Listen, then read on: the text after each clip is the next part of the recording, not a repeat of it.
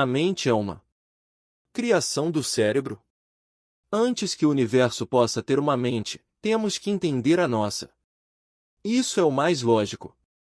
Não podemos conhecer a realidade através da mente dos golfinhos e dos elefantes, e ao mesmo tempo as duas espécies têm cérebros grandes o bastante para funcionarem em alto nível. É quase certeza que há uma realidade dos golfinhos e uma realidade dos elefantes, feitas sob medida para o sistema nervoso de cada um. Os golfinhos já mostraram que aprendem palavras, dão a elas significados muito próximos dos humanos e, assim como nós, também podem praticar atos violentos. Mas nem por isso são humanos, pois vivem em uma realidade diferente da nossa. Essa lógica nos leva a uma conclusão surpreendente. Um universo é definido pelos seres que o habitam. O que os humanos chamam de universo é mais ou menos o equivalente a alguém pegar 2 bananas, um saco de farinha e uma pizza congelada das prateleiras de um supermercado e dizer que levou para casa o mercado todo. Qualquer realidade percebida por sistemas nervosos diferentes implica um universo diferente, e por isso os universos dos golfinhos e dos elefantes são, para eles, o universo. E por que só os deles? Por que não o universo de uma lesma, ou de um urso panda? Os humanos não receberam uma escritura exclusiva da realidade. Embora acreditemos que sim, talvez por um senso de superioridade autoimposta. Criamos essa hipótese por uma razão, o orgulho do cérebro. Com um quatrilhão de possíveis combinações, o cérebro humano é o objeto mais complexo de todo o universo. Graças à sua atividade, o ser humano tem consciência de si. O cavalo come capim e fica satisfeito. Nós comemos espinafre e pensamos gosto ou não gosto, sempre seguido de uma opinião. Isso implica um enorme controle do pensamento. O orgulho do cérebro também está por trás de toda a ciência, porque nosso cérebro tem uma misteriosa capacidade para a lógica e para o raciocínio, que foram as últimas habilidades que se desenvolveram nos humanos primitivos, com a evolução do córtex cerebral, numa escala de tempo de apenas alguns milhares de anos. Diferentemente dos milhões de anos que o cérebro inferior levou para se desenvolver. O orgulho do cérebro é seriamente subestimado se o examinarmos com mais cuidado. Primeiro a ciência e por último a física são apaixonadas pela previsibilidade, mas a nossa mente não. Apostar muito dinheiro com quem adivinhar com exatidão o próximo pensamento que ele próprio vai ter é uma das apostas mais fáceis de se ganhar. Seria tolice rematada aceitar uma aposta como essa. Constatamos diariamente que nossos pensamentos são imprevisíveis e espontâneos. Eles vêm e vão à vontade, e, por mais estranho que pareça, não temos nenhum modelo que descreva como isso funciona. Supõe-se que o cérebro seja uma máquina de pensar.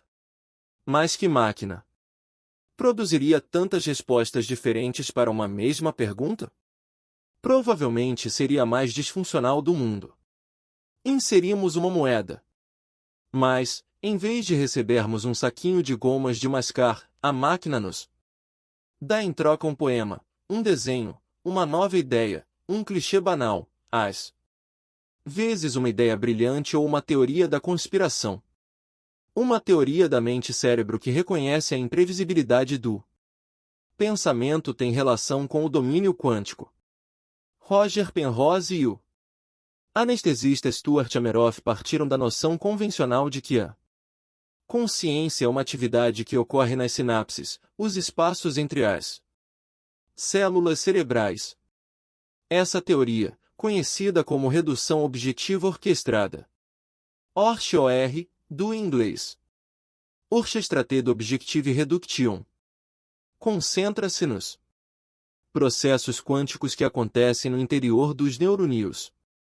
Em outras palavras, a palavra redução do título representa algo drástico, pois são examinadas fatias muito mais finas da natureza que apenas as reações químicas numa estrutura microscópica das células conhecida como microtúbulos. Penrose e Hameroff propõem que ocorre uma atividade imprevisível, em nível quântico, e que é ela que produz os eventos que acontecem na consciência. Então a mente precisa do fenômeno quântico para existir. As outras duas palavras do título também são importantes. Orquestrada significa que a atividade cerebral em níveis microscópicos é ordenada e controlada na raiz do cérebro.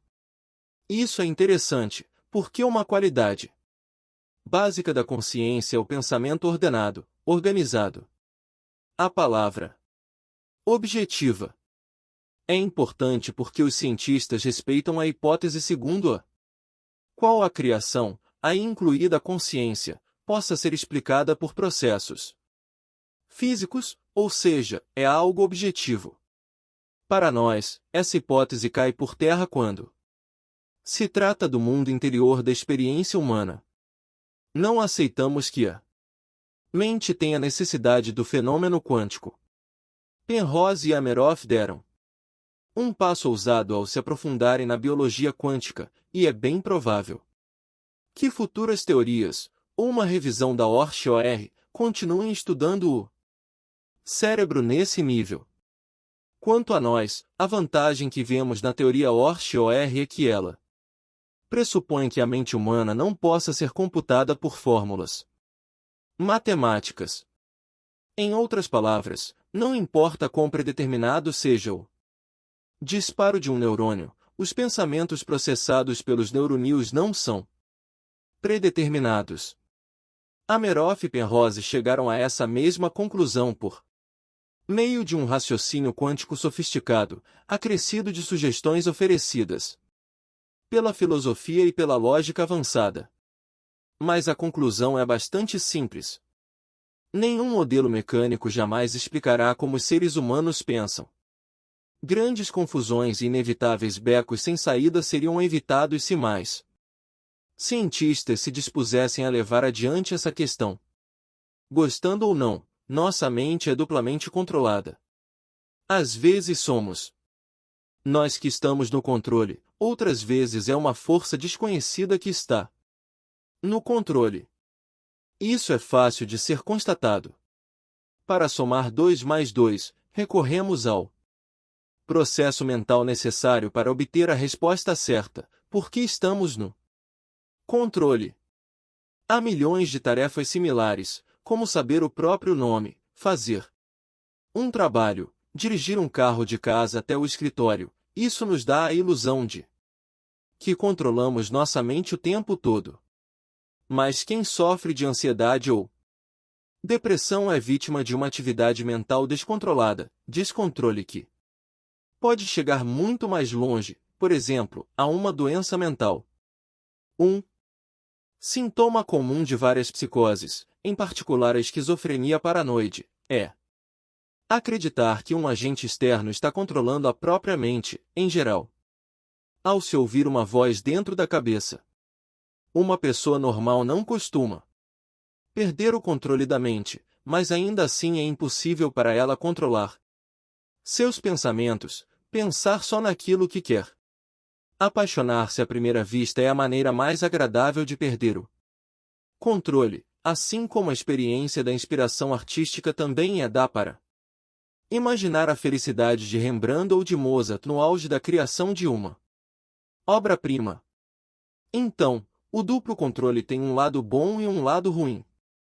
A vida seria mecânica se não tivéssemos surtos emocionais, aqueles que acontecem por conta própria quando temos uma ideia brilhante. E se os fatos corriqueiros da vida forem a chave para o cosmos? O ser humano pode ter sido uma ideia brilhante do universo, uma ideia que a mente cósmica resolveu concretizar. Por quê? O que há de tão atraente nos seres humanos? Sempre tão problemáticos e sofridos? Uma coisa muito simples. Nós permitimos que o universo se mantenha consciente de si próprio na dimensão do tempo e do espaço. Em outras palavras, neste exato momento o cosmos está pensando através de nós. Tudo o que fazemos, andar de bicicleta, comer um sanduíche, fazer amor, é uma atividade cósmica. Remova qualquer um dos estágios da evolução do universo e este exato momento desaparecerá. Por mais surpreendente que essa afirmação possa ser, este livro veio construindo argumentos para mostrar justamente isso. A física quântica torna incontestável o fato de que vivemos em um universo participativo. Portanto, é um passo muito pequeno afirmar que a participação é total. Nossa mente funde-se com a mente cósmica. A única razão de levarmos tanto tempo para chegar a essa conclusão é o velho e teimoso materialismo. Se o cérebro for visto apenas como uma máquina pensante, a mente cósmica não poderia existir porque, nos termos da física, não cérebro equivale a não mente. Um obstáculo absolutamente intransponível. Para remover esse obstáculo e permitir que a mente humana se funda com a mente cósmica, temos que abordar o mistério de como o cérebro se relaciona com a mente. Não há como fugir disso. A primeira pessoa que chamou o cérebro humano de universo de 1,250 kg criou uma imagem indelével. Se o cérebro é o único objeto físico que funciona como um computador, então os fisicalistas venceram.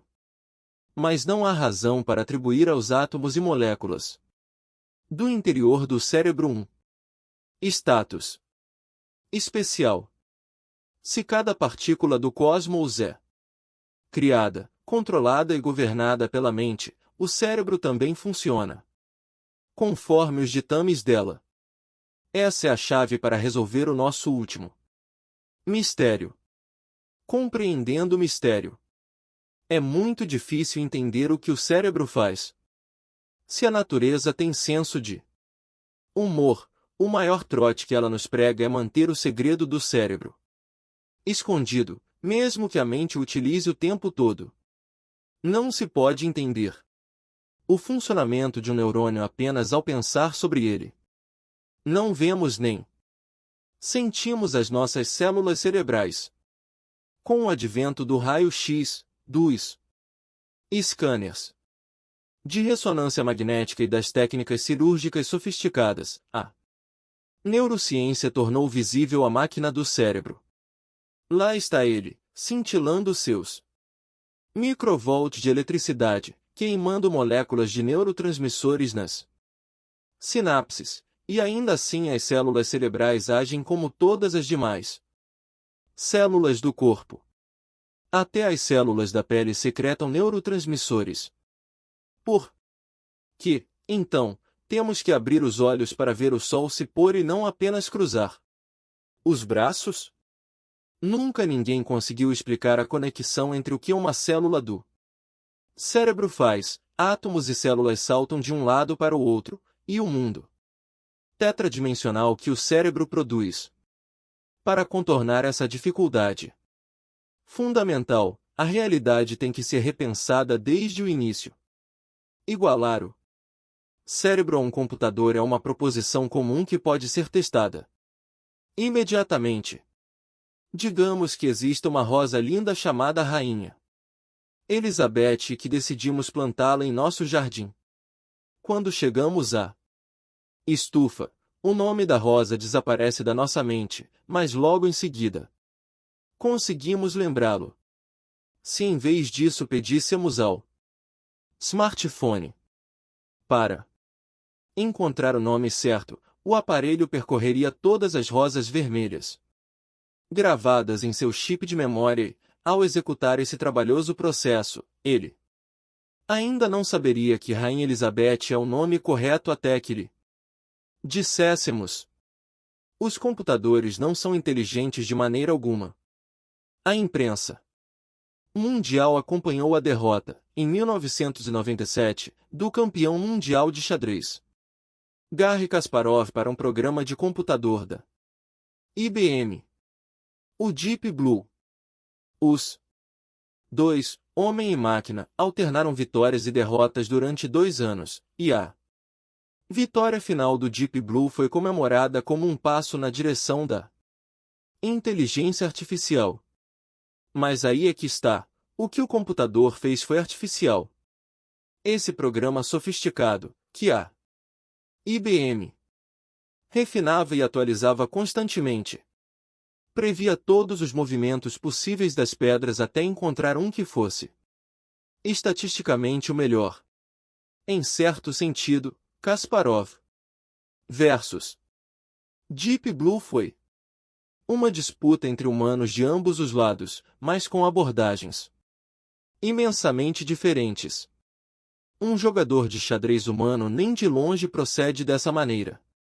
Pelo contrário, a habilidade de jogar xadrez tem se aperfeiçoado, e com isso desenvolveu-se um senso de estratégia, de imaginação e habilidade para avaliar o adversário. Muitas vitórias se devem mais ao domínio psicológico do que à habilidade no jogo.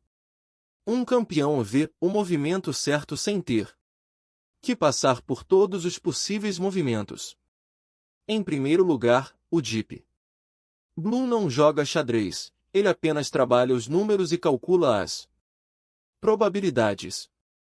A principal razão de se aplicar essa estratégia tortuosa é que os programadores recorrem a atalhos que imitam o trabalho da mente humana, e que o computador por si só não conseguiria encontrar. Com efeito, dizer que o Deep Blue é inteligente é o mesmo que classificar uma calculadora como inteligente, e isso não poderia estar mais longe da verdade. Da mesma maneira, os seres humanos conhecem um mundo de experiências interiores como amor, alegria, inspiração, surpresa, aborrecimento, angústia e frustração que não podem ser transformadas em números. Entretanto, o mundo interior é alheio aos computadores.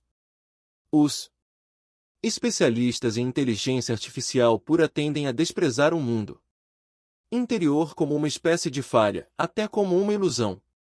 Se assim fosse, toda a história das artes e da música seria ilusória, assim como todo o ato de imaginação e todas as emoções, em última análise, da própria ciência, pois a ciência também é um processo criativo.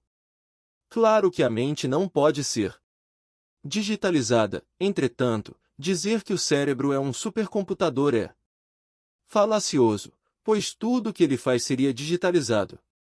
5 motivos pelos quais os computadores não são inteligentes. A mente pensa. O computador mastiga dígitos. A mente entende conceitos. O computador não entende nada. A mente se preocupa, duvida, reflete a respeito de si mesma e espera por insights. O computador cospe respostas com base em números mastigados. A mente pergunta por quê. Os computadores não perguntam nada, menos que recebam ordens de alguém que possua uma mente. As mentes navegam pelo mundo através de suas experiências. O computador não tem experiências. Ele executa programas e nada. Mas, de fato, o modelo de cérebro computadorizado ganhou importância porque os modelos anteriores se mostraram inadequados. Podemos dar uma espiada no lixo de modelos enferrujados, observando por que cada um deles tem uma falha crítica quando tenta explicar a mente como uma operação do cérebro.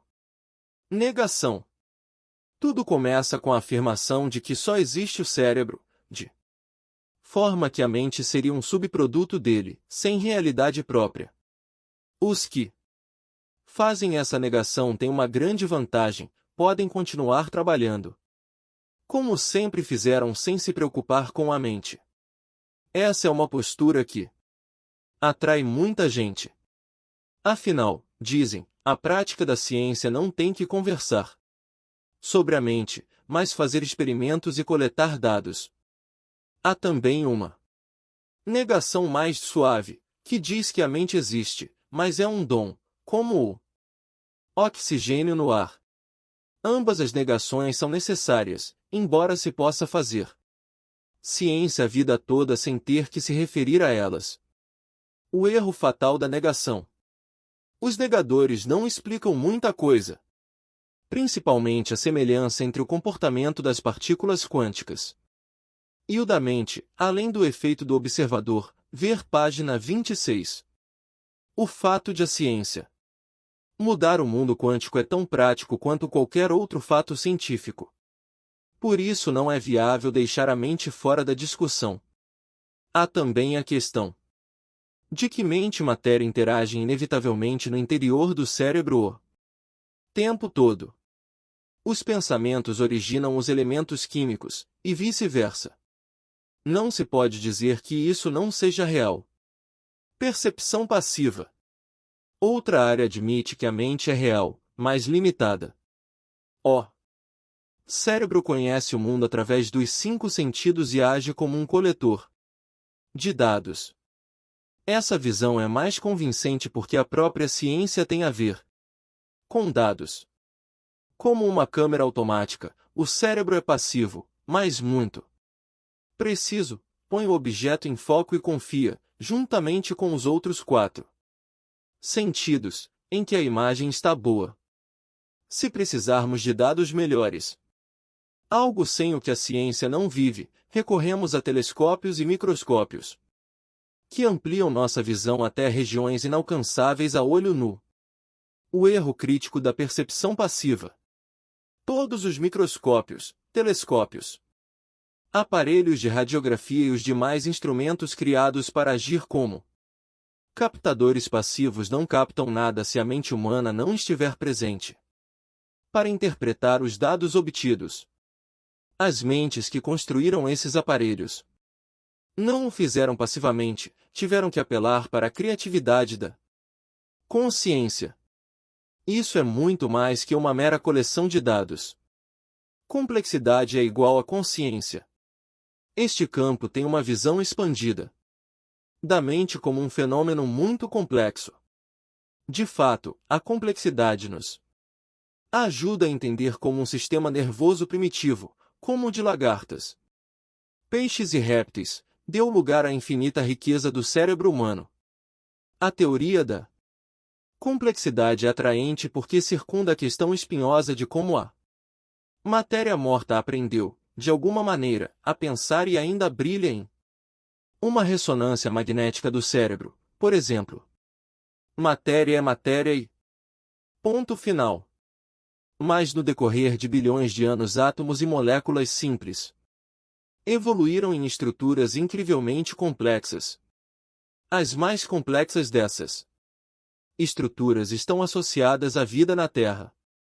Se a vida é um subproduto da complexidade, então, pela mesma lógica, as propriedades dos seres vivos podem ser atribuídas à complexidade deles. Por exemplo, os organismos unicelulares que flutuam na superfície de um lago buscarão a luz, e dessa resposta primitiva evolui em todos os sistemas visuais, entre eles os olhos da águia, que detectam o movimento de um camundongo a centenas de metros de altura. Da mesma maneira, tudo que o cérebro humano faz tem uma origem ancestral em seres que fazem as mesmas coisas, mesmo que não tão bem, como os chimpanzés, que usam ferramentas rudimentares, e as abelhas, que seguem um padrão que mapeia a melhor fonte de pólen. Num mundo em que a complexidade está em constante evolução, o ser humano está no ponto mais alto, como a joia da coroa. A complexidade permitiu ao cérebro desenvolver suas habilidades, entre elas o pensamento e o raciocínio. O erro crítico de complexidade é igual à consciência. Ninguém ainda nos disse como a complexidade explica os atributos da vida. Como já Mencionamos, acrescentar mais cartas a um baralho não significa que de repente o baralho aprendeu a jogar pôquer. Jogar mais moléculas sobre bactérias primitivas não explica como as primeiras células passaram a existir. E, certamente, também não explica como elas aprenderam comportamentos complexos. A hipótese do zumbi. Esta é uma área marginalizada, mas tem a atenção da mídia graças ao nome e aos esforços de divulgação de seu fiel defensor, o filósofo Daniel Dennett. A premissa básica é determinista: todas as células do cérebro funcionam através de princípios fixos da bioquímica e do eletromagnetismo. Os neurônios não existem por escolha ou vontade própria. Estão condicionados às leis da natureza. Entretanto, como somos todos produtos de células cerebrais, somos essencialmente fantoches, dependentes de processos químicos que não controlamos. Passamos feitos zumbis pelos processos da vida, mas o fato de acreditarmos que podemos escolher, que temos livre-arbítrio, individualidade e até mesmo consciência cria uma história reconfortante que nós, zumbis, contamos ao redor da fogueira para nos manter aquecidos. Similar à teoria da complexidade da mente, a teoria dos zumbis diz que a consciência é um subproduto dos quatrilhões de conexões neurais do cérebro. Construa um supercomputador com esse mesmo número de conexões e ele será tão consciente quanto um ser humano. O erro crítico da hipótese do zumbi. Dois erros críticos nos vêm à mente. Deixando de lado o argumento absurdo de que os seres humanos não são conscientes, que nos soa mais como vigarice do que como pensamento sério. A primeira falha é a criatividade. Os seres humanos são capazes de infinitos atos de invenção, arte, percepção, filosofia e de descobertas que não podem ser resumidas às funções fixas das células. Em segundo lugar, o argumento do zumbi é autocontraditório, porque as pessoas que o adotam, por serem zumbis, não conseguem provar que suas ideias são confiáveis. É como se um estranho se aproximasse e dissesse: vou lhe contar algumas coisas sobre a realidade. Mas primeiro saiba que eu não sou real. Por que nosso cérebro não gosta dos Beatles? É mais fácil matar um vampiro com uma estaca atravessada no coração do que dissipar o pressuposto de que o cérebro, um objeto físico, tem poder de criar a mente. Ao menos vimos os erros fatais das últimas teorias sobre o cérebro e a mente. Desmontar uma ideia ruim não é a mesma coisa que encontrar uma ideia melhor. Podemos descobrir uma boa ideia na bela canção de Paul McCartney, um clássico dos Beatles, Let It Be. É o seu cérebro que gosta da música ou é a mente? No argumento em favor do cérebro, os neurocientistas conseguem identificar alguns processos cerebrais específicos. Quando Let It Be entra pelo canal do ouvido na forma de vibrações sonoras, pesquisadores da McGill University em Toronto conectaram sujeitos a eletrodos que mediam sua atividade cerebral enquanto eles ouviam a música. Como se poderia prever, a música cria seu próprio padrão de respostas. Quando comparada a sons não musicais, os estímulos brutos que alcançam o centro auditivo no córtex se espalham por locais específicos onde ritmo, compasso, melodia, tom e outras qualidades são processados separadamente. Em questão de milissegundos, o córtex pré-frontal compara a música que a pessoa está ouvindo agora com a música que ela espera ouvir, por conta de suas experiências anteriores. Ao comparar as duas, o cérebro pode ser desafiado por algo que ele não esperava, o que pode ser uma surpresa, agradável ou desagradável. A pesquisa também mostra que o cérebro está conectado desde a infância com o sistema musical ao qual é exposto. O cérebro de um bebê chinês Desenvolve conexões específicas que respondem à harmonia chinesa, e assim, gosta do que ouve. Um bebê nascido no Ocidente, e exposto às harmonias ocidentais, está conectado para apreciar mais esse sistema do que o sistema chinês. Por fim, os pesquisadores escolheram uma execução musical e aos poucos a foram mudando no software do computador para ver se o cérebro notava a diferença. É possível diferenciar o Paul McCartney real de uma boa versão sintetizada? Depende. Quando a música se torna mais mecânica e menos pessoal, o cérebro não costuma notar qualquer diferença até que a mudança se torne muito óbvia. Isso explica os ouvidos de lata e, no outro extremo, a sutil habilidade de um músico profissional de detectar os detalhes mais finos de um estilo musical. Conexões diferentes levam a níveis diferentes de apreciação.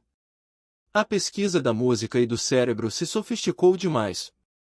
Porém, argumentamos que esse método de trabalhar a música é mal conduzido e não produz respostas que se aproximem da verdade. Quando a pesquisa do cérebro tem utilidade médica, como no tratamento da doença de Parkinson, por exemplo, ou para ajudar na recuperação de pacientes de AVC, concorrem os seguintes fatores. Uma função cerebral foi danificada de alguma forma orgânica. A função danificada pode ser isolada. A função danificada pode ser observada. Os mecanismos para a correção da função danificada estão bem claros e compreendidos. Quando um paciente de AVC chega ao hospital, um exame do cérebro localiza a área do sangramento, que é interrompido com drogas ou cirurgia. Nesse caso, encontramos todos os benefícios de se tratar o cérebro como um objeto danificado. A ciência médica examina as funções cerebrais com precisão cada vez maior, permitindo que os cirurgiões façam seu trabalho e apliquem drogas cuja ação seja mais localizada e específica. Entretanto, no que diz respeito à música, quase nenhum dos fatores decisórios está presente. Nenhuma função cerebral foi danificada. As funções verbais que produzem música são complexas e estão conectadas de maneira misteriosa. A transformação dos sinais ruidosos em música não pode ser observada fisicamente. Não se explica por que o cérebro superior evoluiu para inventar e apreciar a música. Entretanto, não existe cura para pessoas que são totalmente indiferentes a ela. Não se trata de uma doença. Será que a neurociência ficou para trás? Ou muito mais dinheiro e mais pesquisa trarão respostas melhores? Se o modelo como um todo estiver errado, não. De alguma maneira o cérebro produz música a partir de dados físicos brutos, vibrações de moléculas de ar, todos concordam com isso. Um aparelho de rádio também produz música, e ainda assim seria um absurdo dizer que os dois são iguais. O rádio é um aparelho que funciona por processos fixos predeterminados. Por mais similar que possa parecer, o cérebro humano faz o que quiser com os sinais musicais, inclusive desligá-los completamente. Tudo depende do que a mente queira fazer. Quando alguém acha que gosta ou não gosta de uma música, quem tomou essa decisão foi a mente, não os centros de dor e prazer no cérebro. Quando um compositor tem uma inspiração, é a mente que inspira, não os neurônios. Como se pode ter certeza? A resposta preencheria um livro inteiro, mas vamos dividi-la em compartimentos. 1. O determinismo está errado.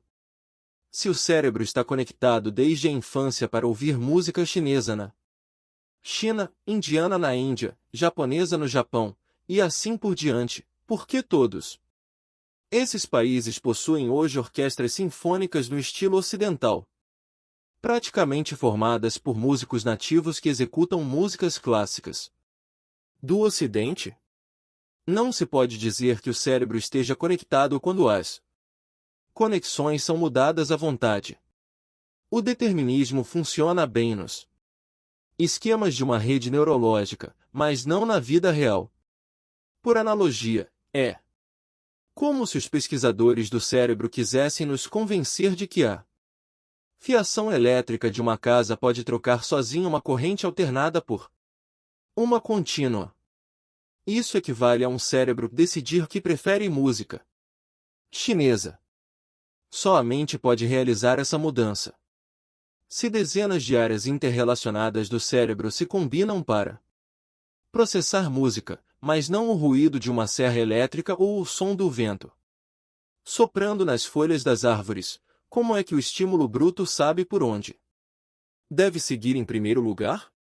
O centro auditivo recebe todos os dados brutos da mesma maneira, pelos mesmos canais do ouvido interno. Mas os dados de um piano vão diretamente para o processamento musical. Isso implicaria que o centro auditivo reconhece os sons de uma serra elétrica e os sons de uma música, mas não reconhece.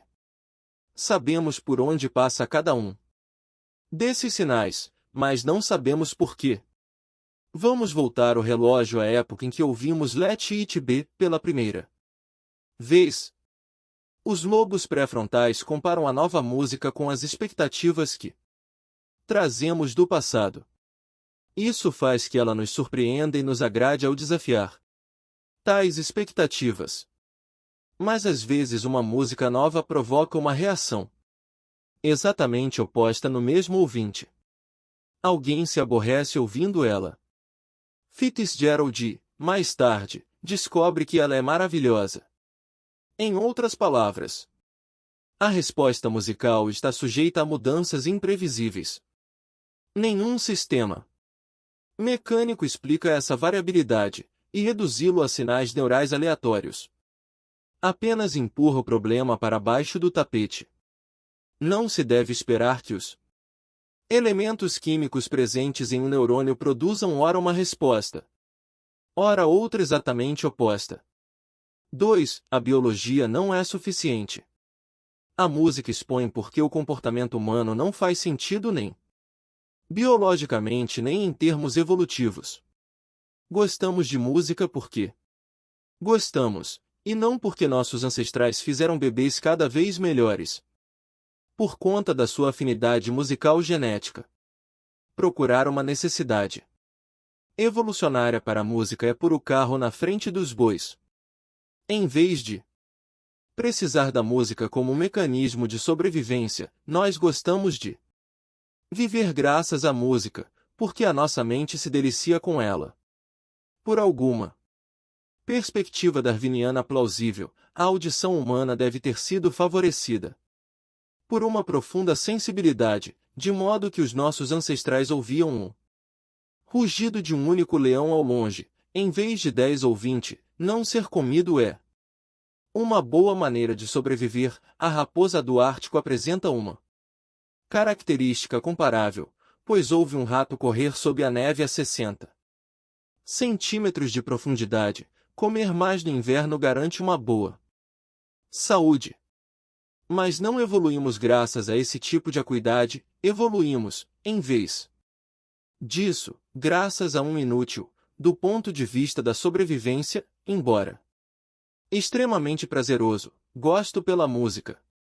A música é pessoal, singular e imprevisível. Não é uma falha que a ciência tenha que corrigir ou explicar.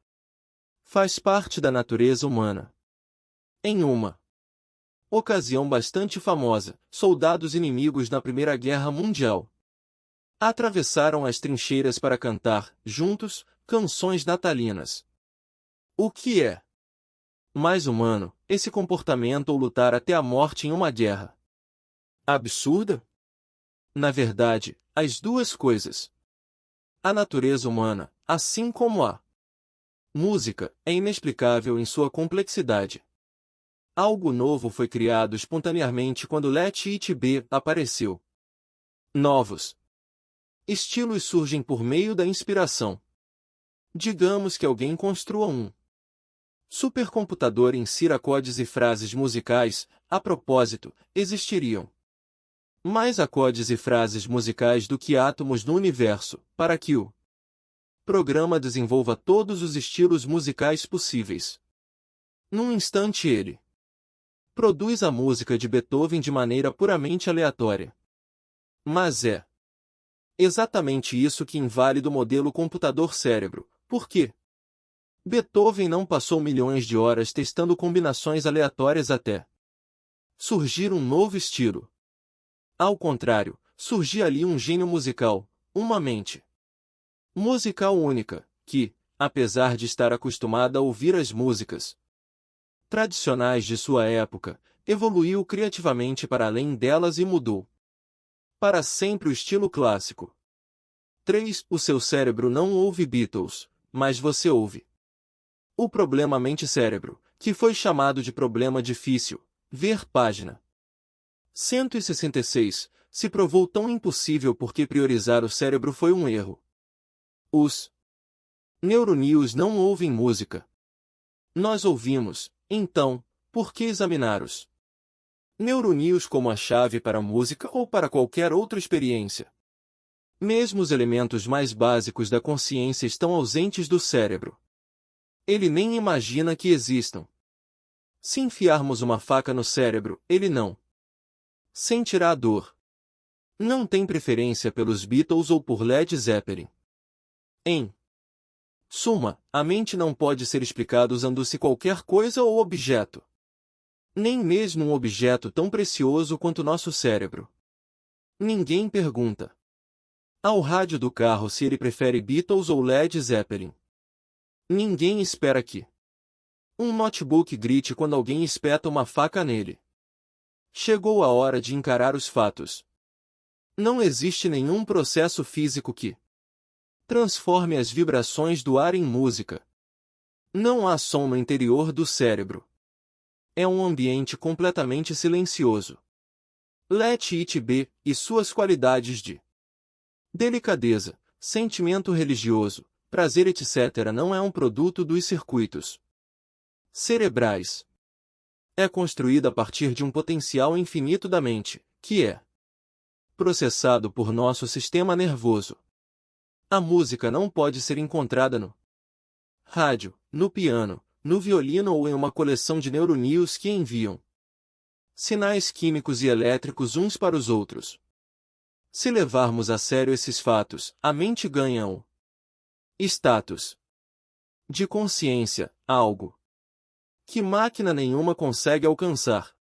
A consciência não pode ser fabricada, o que lhe permite reinventar o universo, mas não como se fosse o lugar onde ela foi pavimentada, neste privilegiado planeta Terra, situado a 2/3 do centro de uma galáxia chamada Via Láctea, mas sim no sentido de que ela está em toda parte. Muita gente na física aceita que a natureza age de um modo muito semelhante à mente, mas não engole a hipótese de que seus comportamentos sejam exatamente iguais. Schrödinger aceitou esse impasse há quase um século, ao declarar que não faz sentido subdividir a consciência. Afinal, se ela existe, está em toda parte. E, dizemos mais, existe o tempo todo. Portanto, se alguém diz que a consciência nada mais é que uma propriedade do cérebro humano, está defendendo um interesse particular. O cérebro não faz nada que já não aconteça em todo o universo. Por que a mente humana é criativa? Por que o cosmos é criativo? Por que a mente humana evoluiu? Por que a evolução faz parte do tecido da própria realidade? Por que a nossa vida tem significado? Por que a natureza segue em frente, movida pelo propósito e pela verdade? Nós prometemos responder às perguntas por que estão sempre presentes em nosso dia a dia, e agora temos a chave para todas elas, a mente. cósmica move todos os eventos e dá a eles um propósito. A esta altura, já cobrimos 9 mistérios cósmicos que nos levaram a 2 conclusões. A primeira é que as melhores respostas oferecidas pela ciência não são boas o suficiente. A ala que prega que estamos quase lá veste uma máscara otimista, mas por trás dessa máscara há confusão e desconfiança. Muito menos difundida é a ala que diz que mal começamos a encontrar as respostas, embora essa seja uma posição que reúne uma quantidade impressionante de evidências a seu favor. Inclusive, é bastante provável que, hoje, esta ala seja adotada pela maioria dos pesquisadores e teóricos. A segunda conclusão é que a realidade está tentando nos dizer algo novo. Que o cosmos precisa ser redefinido. Todas as palavras tabus que são rejeitadas pelo fisicalismo, criatividade, inteligência, propósito, significado, ganharam um novo fôlego. De fato, estamos mostrando que elas são as pedras angulares de um universo consciente, expressamente criado para a evolução da mente humana. A realidade é a juíza suprema. Não há uma corte superior a qual se possa apelar. Se a realidade está mostrando o caminho para um novo universo, é inútil resistir. Manter-se fiel à ideia de que um dia teremos todas as respostas não nos ajuda a abordar a natureza da realidade, aqui e agora.